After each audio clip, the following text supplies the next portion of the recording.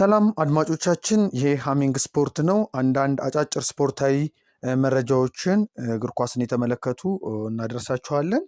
በትናንቱ ሊቨርፑል ከሊድስ ጋር 3-0 በወጣበት ጨዋታ ላይ ትልቁ ትኩረት ስቦ የነበረው የመሐመድ ሳላ ጉዳይ ነው እና መሐመድ ሳላ በእንግሊዝ ፕሪሚየር ሊግ ለሶስተኛ ተከታታይ ጨዋታ ተቀያሪ ወንበር ላይ መቀመጡ እንዳስከፋው ተናግሯል።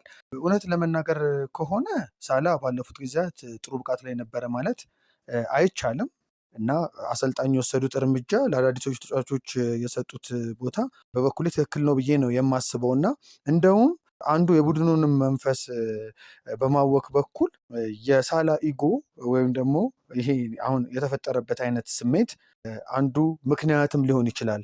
በቡድን ውስጥ ላለው አንዱ የውጤት መጥፋትም ራሱ ማለት ነው። የተጫዋቾች ጉዳት እንዳለ ሆኖ የነባር ተጫዋቾች መዳከም እንዳለ ሆኖ ሳላ በእያንዳንዱ ጨዋታ ላይ በራሱ የመሰለ ፍላጎት ማሳየቱ ለአሰልጣኙ አዲስ ነገር ለመሞከር ፈተና ይሆንባቸዋል ተብሎ ነው የሚታሰበው። በዘንድሮ ዓመት በተለይ የነ ሁጎ ኢኪቲኪ የነ አሌክሳንደር ኢዛክ ወደ ሊቨርፑል መምጣት፣ ሳላም በሚጫወትበት ቦታ ላይ ደግሞ ጀርሚ ፍሪምፖንግም ይጫወታል በመስመር አማካኝነት እና የእነዚህ ተጫዋቾች መምጣት ሳላ ከሌላው ጊዜ የጨዋታ አጋጣሚው ዝቅተኛ እንዲሆኑ ያደርጋል። በተለይ ደግሞ አሁን ላይ እያሳየ ካለው ብቃት አንጻርም ደግሞ የሚጠበቅ ነገር ነው። ቢሆንም ግን ቢያንስ ተቀይሮ አለመግባቱ ወደ ሜዳ አስከፍቶት ሊሆን ይችላል። ይሄ ምናልባት እንደ ጤናማ ነገር ሊታይ ይችላል፣ ቢያንስ ተቀይሬ መግባት አለብኝ የሚለው። በተረፈ ግን አሰልጣኙ የራሱ ያየበት መንገድ አለ። ቡድኑንም በአዳዲስ ተጫዋቾች ላይ መገንባት አለበት ብዬ ነው የማስበው እና አንድ ቡድን ሲሰራ ፔፕ ጋርዲዮላም በማንቸስተር ሲቲ እንደዚህ ነበር የሚያደርገው። እነ ኬቨን ዲብሬይንን ቢያቆይ ኖሮ አሁን በቡድን ውስጥ እንደዚህ አይነት አሁን ሳላ የሚፈጥረውን አይነት ስሜት እንደሚፈጠር ግልጽ ነበር። በአዳዲስ ተጫዋቾች ነው ይህንን የተካው እና ጋርዲዮላ እንደዚህ አይነት እርምጃዎችን በፍጥነት ነበር ይወስድ የነበረው። በአንድ ክለብ ውስጥ የተጫዋችነት ዘመኑ ሊያበቃ የተዘጋጀን ተጫዋች ቶሎ በመሸጥ እንደዚሁ አዲስ ተጫዋች ማምጣት፣ አዲስ ፍላጎት ያለው ተጫዋች ማምጣት በጣም አስፈላጊ ነው። የቡድንን ስሜትም የጋራ ያደርጋል እና ሊቨርፑል ቤትም ይሄ ነገር ያስፈልጋል። በእርግጥ ሳላ የ2 ዓመት ኮንትራት መፈረሙ ይታወሳል። አምና ካሳየው ብቃት አንጻር ጎል በማስቆጠርም ለጎል የሚሆኑ ኳሶችንም በማቀበል ትልቅ ድርሻ ነበረው። ነገር ግን ዘንድሮ ዓመት ደግሞ በተለይ የሊቨርፑል የማጥቃት ምንጩ የሆኑ ተጫዋቾች እንደ ዲያጎ ጆታ ያለው መሞቱ፣ እንደዚሁም የሉዊስ ዲያዝ መሸጥ፣ የአሌክሳንደር አርኖልድ ወደ ማድሪድ መሄድ የሊቨርፑልን የማጥቃት እንቅስቃሴ ወይም ደግሞ ሳላ የሚያገኛቸው ኳሶች እንደ አምናው እንዳይሆኑ አድርጓል። የበለጠ ነፃነት ተሰምቶት እንዳይጫወት አድርጎታል ብዬ ነው የማስበው እና ቢሆንም ግን ትናንትና በተለይ ይህንን ከጨዋታው በኋላ ቅሬታውን ይፋ አድርጓል። በተለይ ክለቡ ጋር ጥሩ ስሜት እንደሚሰማው ነገር የአሰልጣኙ ትኩረት ማጣት ግን እንዳስከፋው ገልጿል። በ15ኛው ሳምንት የሊጉ መርሃ ግብር ሊቨርፑል ከሊድስ ዩናይትድ ጋር 3-0 ከተለያየ በኋላ ነው ይሄ ግብፃዊ አጥቂ በሰጠው ሀሳብ በክለቡ እንደተከፋና እንደማይፈለግ እንደተሰማው የገለጸው። የቢቢሲው ጸሐፊ ኒል ጆንስቶን እንዳሰፈረው መሐመድ ሳላ በአውቶቡስ ስር እንደተወረወርኩ ይሰማኛል ሲል ገልጿል ነው የሚለው። የ33 ዓመቱ ተጫዋች ከአሰልጣኝ አርነ ስሎት ጋር ያለው ግንኙነትም እየሻከረ እንደሆነ ይፋ አድርጓል። በእንግሊዝ ፕሪሚየር ሊግ ታሪክ በ190 ግቦች 4ተኛው ከፍተኛ ግብ አስቆጣሪ መሐመድ ሳላ ነው። ለሊቨርፑል ውጤትም ማጣት ሙሉ በሙሉ እኔ ተጠያቂ እንድሆን የሚፈልግ አካል አለ ብሏል። ይህ እንግዲህ በቀጥታ አሰልጣኝ አርነ ስሎትን የሚነካ ንግግር ነው። ቀደም ብሎም ከአሰልጣኙ ጋር ጥሩ ግንኙነት እንደነበረን በተደጋጋሚ ተናግሬያለሁ ካለ በኋላ ሳላ በድንገት ሁሉም ነገሮች መቀየራቸውን ግልጽ አድርጓል። ለምን እንደሆነ አይገባኝም፣ በክለቡ እንድቆይ የማይፈልግ ሰው እንዳለ ይሰማኛል በማለት ሀሳቡን በራሱ የማህበራዊ ትስስር ገጽም ላይ አጋርቷል። ሳላ በሁሉም ጨዋታዎች ባስቆጠራቸው 248 ግቦች ከኢያን ራሽ እና ከሰር ሮጀር ሃንት በመቀጠል የመርሲሳይዱ ክለብ 3ኛው ከፍተኛ ግብ አስቆጣሪ ነው።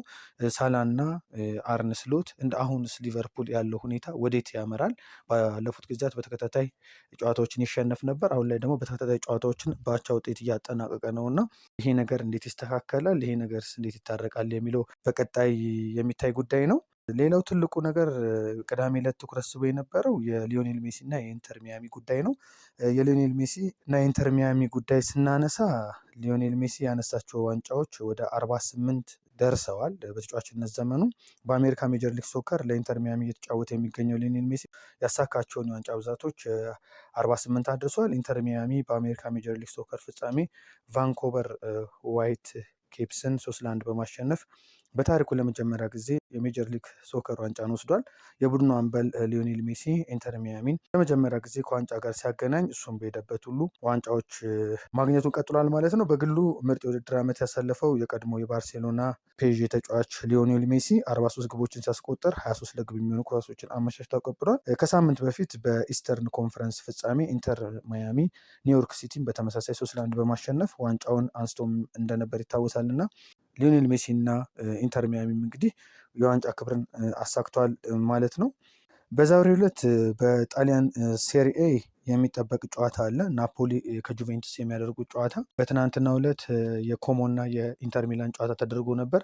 ኮሞ በተለይ የኢንተርን እና ሮማን በቀጣይ ጊዜያት የሚያሸንፍ ከሆነ የደረጃ ሰንጠረዡን አሻሽሎ ጥሩ ደረጃ ላይ ያርፋል ተብሎ ሲጠበቅ ነበር። ትናንትና ግን በኢንተር እንደተሸነፈ እናስታውሳለን። ዛሬ በ14ኛው ሳምንት የጣሊያን ሴሪኤ ፖሊ በሜዳው ጁቬንቱስን የሚያስተናግድበት ጨዋታ ይጠበቃል። በ28 ነጥብ ሶስተኛ ደረጃ ላይ የተቀመጠው ናፖሊ የሊጉን መሪነት ከኢንተር ሚላን ለመረከብ የሚያደርገውም ጨዋታ ነው። የባለፈው ዓመት የሊጉ ቻምፒዮን ናፖሊ ምሽት 4 ሰዓት ከ45 ላይ በሚያደርገው ጨዋታ ከአሮጊቶቹ ጁቬንቱሶች ከባድ ፈተና ይጠብቀዋል። የቀድሞ የጁቬንቱስ አሰልጣኝ አንቶኒዮ ኮንቴ በስታዲዮ ዲያጎ አርማንዶ ማራዶና በሚያደርጉት ጨዋታ የኬቨን ዴብሬነ፣ ፍራንክ አንጉሲሳ፣ አሌክስ መርት እና እንደዚሁም ሮሜሎ ሉካኩ በተጨማሪም ደግሞ የቢል ጊልሞርን ግልጋሎት በጉዳት አያገኝም። በጁቬንቱስ በኩል ደግሞ አጥቂው ዱሳን ቭላሆቪች እስከ አዲሱ የአውሮፓውያን ዓመት በጉዳት ወደ ሜዳ የሚመለስ ሲሆን እሱም በመተካት ሉዊስ ኦፔንዳ ወይም ጆናታን ዴቪድ ወደ ሜዳ የሚገቡ ነው የሚሆነው። በሉቺያኖ ስፓሌቲ የሚመራው ጁቬንቱስ በ23 ነጥብ 7ኛ ደረጃ ላይ ተቀምጧል። ቲያጎ ሞታን ካሰናበተ በኋላ ነው ሉቺያኖ ስፓሌቲን የቀድሞውን በተለይ በሮማ ባንድ ወቅት ሲያሰለጥን በሰፊው እናውቀዋለን። ላዚዮ ከቦሎኛ፣ ካግሊያሪ ከሮማ እና ክሬሞንስ ከሊቼ ሌሎች ዛሬ የሚደረጉ የሴሪኤው መርሃ ግብር ናቸው። በሃሚንግ ስፖርት እንደዚሁ የቅድመ ጨዋታ የድረ ጨዋታ የተለያዩ ስፖርታዊ መረጃዎችን ወደ እናንተ ማድረሳችንን እንቀጥላለን። መልካም ሰንበት። ሃሚንግ ስፖርት በሀገራዊና ዓለም አቀፍ ስፖርታዊ ጉዳዮች ላይ የሚያተኩር ዝግጅት።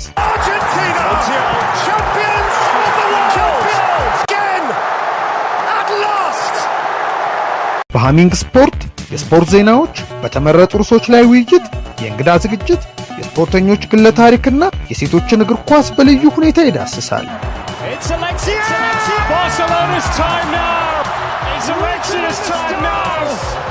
ሃሚንግ ስፖርት ስፖርትን ቀዳሚ ዘይቤ በማድረግ ስኬትን በተግባር እናረጋግጥ።